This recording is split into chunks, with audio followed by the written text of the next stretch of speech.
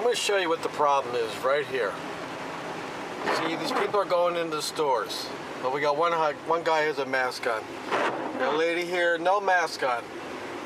We got a worker, no mask.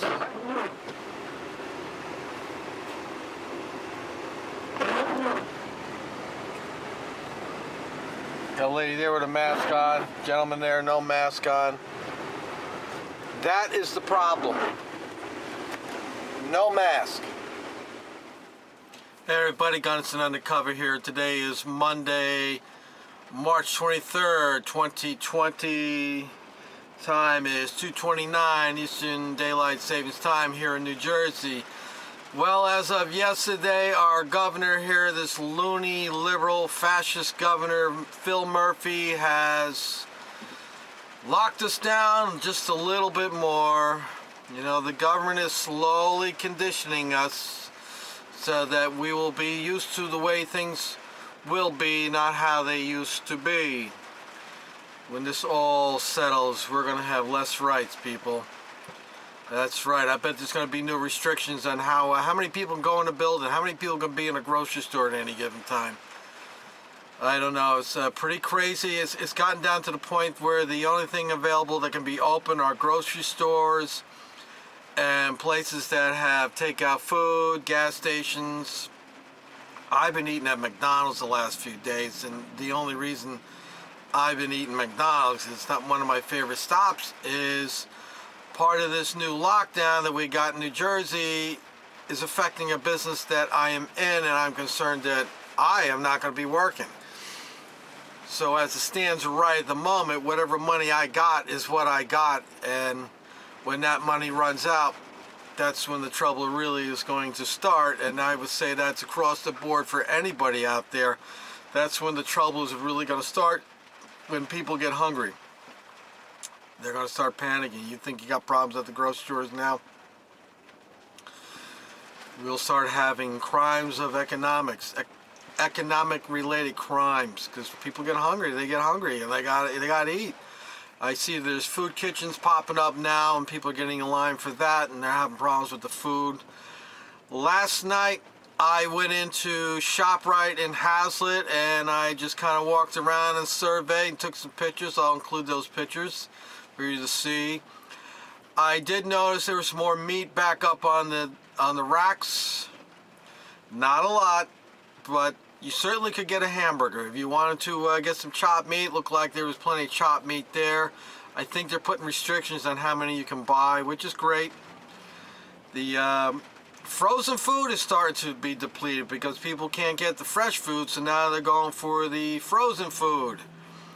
Vegetables, fruits, lots of that, no problem over there. I looked at the seafood, plenty of seafood, so you seafood eaters out there, no problem at the moment. You still can get yourself some fish and shrimp. Bread looked a little sparse. Now what they're doing with the bread, the rolls, I say the fresh rolls and stuff, they're putting them in bags, so you can't just buy one, you got to buy a bag of 6. As far as regular packaged bread that you would get, like Wonder Bread, that type of thing, it looked like it was starting to get replenished. There was a spot that was empty, and I suspect that was just happened to be a particular supplier hadn't gotten there to, because it was Sunday. I believe Monday's the day they replenished the shelves. But there was bread there, so that wasn't an issue. There was no craziness going on in the store. Now, I've been talking around to different people, and I have a simple solution to this problem. And I'm going to tell you, in my opinion, the coronavirus, the kung fu virus, the con virus, whatever virus you want to call it, is being spread through grocery stores. Because right now, that's where everybody is going. Grocery store is the busy, congregating place right now. And when I went in there last night, I went in there and I put one of these on. That's right. And then I went to the bathroom, I washed my hands, I had to tinkle anyway, so I washed my hands and I went about my business to see what's going on in the store. I couldn't help notice that majority of people were not wearing any type of mask. I did see a lot of people wearing gloves. They were taking those Clorox wipes or handy wipes, whatever you want to call them, and they were wiping off the rails of the carriages. But beyond that, that seemed to be the only precaution the bulk of the people were doing. But there were people in there wearing masks, but the bulk of the people were not wearing masks. The employees working there, surprisingly, like cashiers and that stuff, who were really having contact with the community, were not wearing any type of mask. They were wearing gloves, but you know, if you got a glove and you go like that, you still can run the risk of getting it. So, you know, here's my opinion about how we can solve this without all this lockdown, with all this mayhem and panic and violation of our civil rights by the government. It's a very simple solution. If you want to go out to a grocery store, to a convenience store, any kind of store that's open, right now hardware like Lowe's and Home Depot, they're allowed to be open. Before you can enter that establishment, you must put on a mask, have some type of face covering on. I would prefer everybody have a HEPA mask, because HEPA mask blocks everything. You can clean your bathroom with pure bleach. I've used Clorox cleanup spray to clean a bathroom, and I put my HEPA mask on I had. You don't even smell the bleach. So that's how well a HEPA mask works. But anyway, the typical medical mask, I say you cannot get in that store without a mask. Now, the store can hand out the mask. You can have your own mask. I don't care. But you will not go in that store without a mask. And you will also, at the door, put your hand out and get some sanitizer. I have a bottle that I use that has alcohol. It's 91.5. It's 91.5% alcohol. That's what I spray my hands with. I don't mess around with the other nonsense. This kills it. So I have that on board with me. So before you get in the store, you have a mask on. You wash your hands with the sanitizer. Have a glove. I don't care if you got a glove on. You still got to put sanitizer on your gloves. So when you walk into that place, your hands are clean. You have a mask on, and then they can provide you with a wipe to wipe the rails off. They can have an employee constantly doing that. They can have maybe have the carriages in the store, and as you go in, they give you one that's cleaned off, and they hand it off to you, and off you go. That would stop it, because the main way that this virus is being transmitted is through the air. You sneeze, the little droplets are floating around the air, and then the next person comes along and breathes it in. So you don't have to be a rocket scientist. That the way to stop this is to put a barrier up over your mouth and your nose, so that if you do have it, you breathe it out, the mask will catch the bulk of it if you just have a medical mask. If you have a HEPA mask, I don't think anything's going anywhere. And then the person who doesn't have is walking by, they have a mask, they stand less of a chance of inhaling the droplets. It's a simple fix. It's a very cheap, simple fix. And the other is the washing the hands. Now, I would almost take it even one step further, I should say, is that you would have clear glass. You'd have to wear some kind of eyewear, because it could get into your eye and get down through your tear ducts in your eye. I'm not a doctor, it's just my thought process. It's a simple way to do all this. Now, there's other things too, like, yeah, I agree, we got to stop with the movie theaters, we got to stop with the bars and the concerts, things like that, things where a lot of people are in the room at once. Yeah, I'm for that. That I am for. But things like stores, you wear a mask, you're all right. School, that's another problem. So yeah, I'm for closing the school down, because little kids and even these millennial kids, they don't know any better, and it's an easy way to get spread. So I would say that's the way to do it. We can leave commerce alone so people can get their jobs back, most people anyway, and business can do what they're doing, because right now what they're doing is destroying the economy. It's going to go right down the tubes, and it's going to take a long time to get this back together. And our governor was quoted saying that this problem wasn't going to be resolved anytime soon. It wasn't going to be measured in days. It was going to be measured in weeks. And we cannot, as a society, sustain that. Now, the president's trying to get relief out there. I understand the Democrats are holding things up as usual because they want to get extra things in it. But that's a different video, so I'm not going to get into all that. So the way to resolve this problem, to get it under control, face masks, gloves, sanitize your hands. You will not be allowed in any store, any business without it. Now, I'm going to give a pass on like 7-Up, a place where you're in and out real quick. Now, places that are busier, like maybe WOW or something, you know, I would leave that up to the employer or the business. But places, you know, pretty much grocery stores is the place. I'm sitting outside here of Aldi's in Hazlet, and it's pretty busy over there. I'm right down the street from the ShopRite in Hazlet, and that place is just, the parking lot's been full all day long. I've been watching this since this morning, and it's been full all day long. So that's the place to get it all under control, and to, yeah, tell people, look, if you don't need to go out, don't go out. Just stay home, or go down to the park and walk the park, something like that, as much as I hate that because I like to go to the park, and there's lots of people down there now. And speaking of the park, I was talking to my friend, the park ranger, the park police officer over at Cheesequake. I happen to be on a friendly basis with some of them. And I asked him if they're going to close the park down. And he got out of his car. He always gets out of his car to talk to me. And I was talking to 2 other people. And we actually were standing several feet apart from one another. And he complimented us, oh, it's nice to see you doing social distancing. I don't think we did that intentionally, but I think it just worked out that way. But he said to me that the DEP is sending representatives out to the different locations to see if people are doing that social distancing requirement.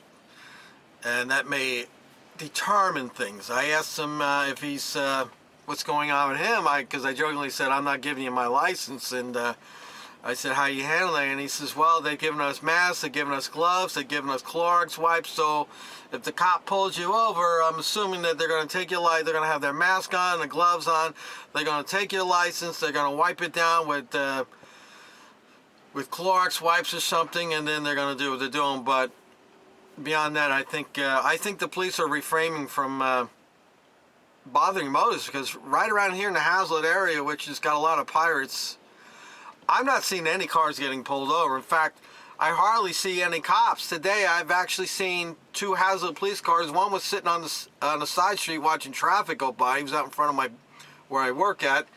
And the other was coming down against me down the highway. So the cops are really, around in my area anyway, are being very low profile. They're not out there subjecting themselves to unnecessary exposure, which is good. That's good. And let's see what else. I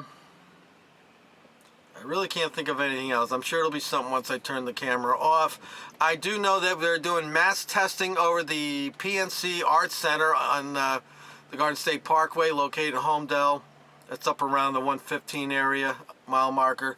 Now, I understand that they've actually shut that down or closed it now to any more people, because I guess they just didn't have enough tests. And but I think what is happening is you're getting a gazillion people going down there, and they're going to pre-qualify. You're not getting in there to get just tested.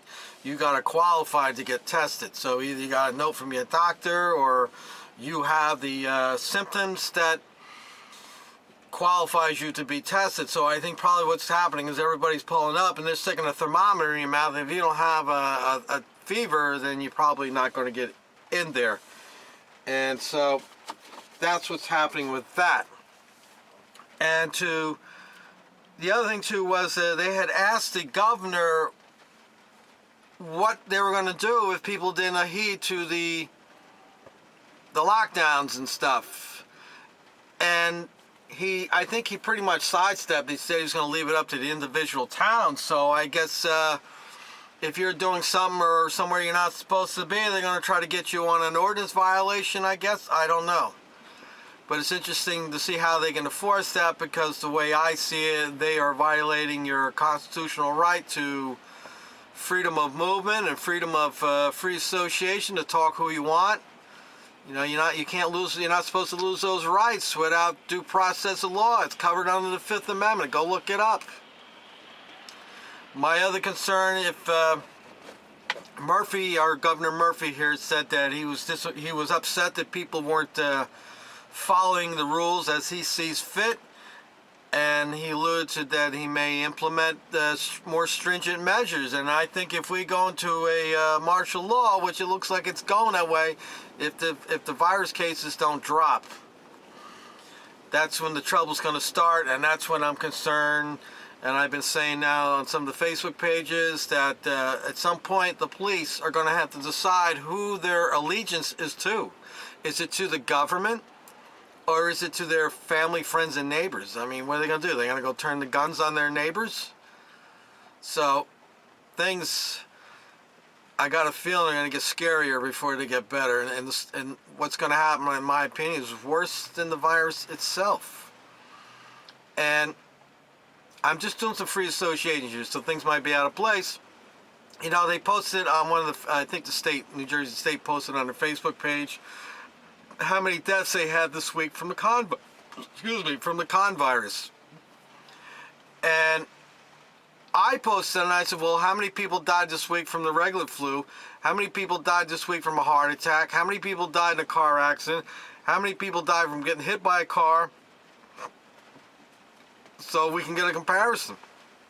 Because I tend to think there's a lot more people in the state of New Jersey died from a heart attack this week than from the con virus. My opinion on that con virus is I don't think it's all that it's being made out to be.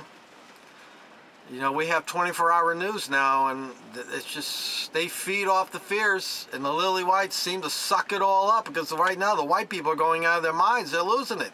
They're absolutely losing it. And that brings me to a story I want to tell you. At my job the other night, or other day I should say, we started hearing all this yelling. So the boss and I come out of the office and we go look to see what's going on, and this young man walked one way and this older man is walking out the door, and my boss and I walking up to see what's going on. The guy turns around and says, "It's all your fault. You're being irresponsible. People are shaking hands." And my boss and I looked at each other like, what is this guy out of his mind? We're supposed to be the handshake police now? We got signs up in the place that says, "Get in, get out. Wash your hands. Don't breathe on people." That's all we can do. But this guy, he felt that, he was cracking. He was absolutely losing his mind. And he's cracking up because he saw people doing things that he didn't feel was appropriate. But it was his family members that were doing it. It's just unbelievable. This is just one example. We had another family in the other day. They brought in all kinds of hand wipes and masks and gloves and sprays, and yeah, they brought in. I guess that's good because we didn't have everything that they had, but I can tell you though, I do walk around and I clean door handles off, and I do my little bit to try to keep things as safe as possible. I do my bit to stay away from people also at work. I don't try not to engage them at this point, where I'm typically the kind of person who goes out and talks to people. Not now. I'm more of an observer at this time. So finally, I wanted to just show you, this is something that SAXT Prez put on his Facebook, and he's from Texas. And he has it written as, and so begins Texas county's curfew amid con virus spread is punishable by fines up to $1,000 in jail time. So it calls back to what I say here in New Jersey. How are they going to enforce all this? I mean, a cop's going to be pulling everybody over and locking everybody up, and then what are you supposed to do with them? But I will finish up with this. They're going to have to, the cops, the towns who use these police for money are going to have to come up with some kind of idea to recoup their loss, because let's look at it this way. I'll give you an example. One of these towns here, their estimated court fines is $525,000 a year. That is figured into the budget. If they don't reach that amount of money, that causes a problem with the budget. So now police are not pulling people over. They've shut down the offices. Nobody's going to court. Nobody's, people are home, so there's less crime going on. There's less cars on the road, so that means the revenue generation is going way down, and that is going to affect their budgets. So I suspect that when things start to clear up here, these towns, the pirate activity, they're going to have to get creative, I guess, to try to make up for that money, unless the federal government's going to give them some money to help combat the loss of income for the towns. Very scary, people. Okay, so let me know what you think what I said, and chime in. Let me know where you're from and what you're going through, and I don't know, people. I'm sure we'll all get through it. Some of us may not get us through as well as others, but I'm sure we'll all get through this, and like every other problem this country's ever had, it blows over and we move on. But this is worse than 9/11. This is something that has taken over the whole country and has affected everybody. I mean, 9/11, if you think about it, it affected those people that the building went into. It affected those people who lost their loved ones. And it affected the airline, but generally speaking, for the most of us, it didn't affect us that much, other than it put some restrictions on how we go about doing things, like going to the motor vehicles. You got to show kinds of different IDs. You can't get into buildings without IDs, that kind of type of thing. Whereas this con virus is, it's affecting everybody. Nobody's exempt from this one now, and yeah, life's getting crazy around here, and pretty soon people are going to be suffering from cabin fever. I think Trump called it pent-up-itis, which is the same as cabin fever, I think, because these people here, particularly the white people, as I said, they're losing their minds. They don't know what to do. They got to sit home. They got to sit home in their nice house and their nice furniture and look at their nice TV. They don't want to do it. They want to get out in that car. They want to get out and drive. They're losing it. They really are losing it. Okay, it's Gunnison Undercover. Until next time, be well, be safe. Wear a mask when you go out. Don't take chances. Wear that mask. That way, if you got it, you don't give it. And if they got it, you don't get it. And wash your hands or sanitize them when you go somewheres or leave somewheres. Just be careful, because we don't want any more of these restrictions put on us. This is absurd. It's driving. It's killing everybody. So we got to do these little things to get the government. We don't want to force the government to force their hand. And that's really, I think, the message of this whole video, is that we got to do what we got to do, so that the government doesn't do any more and take any more away from us.